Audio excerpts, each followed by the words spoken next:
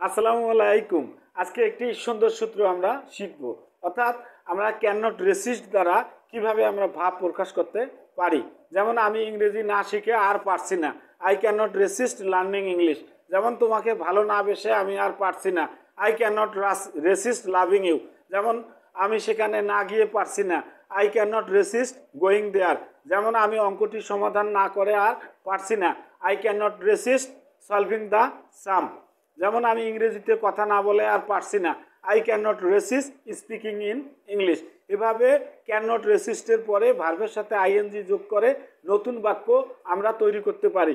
তো নতুন নতুন বাক্য তৈরি করার জন্য আমাদের সঙ্গেই থাকুন। যারা আমাদেরকে ভালোবাসেন তাদেরকে ধন্যবাদ। I can not racist making a video. আমি একটি ভিডিও না করে আর পারছি না, I can not racist downloading the video. আমি ভিডিওটি ডাউনলোড না করে আর পারছি না, আই ক্যান নট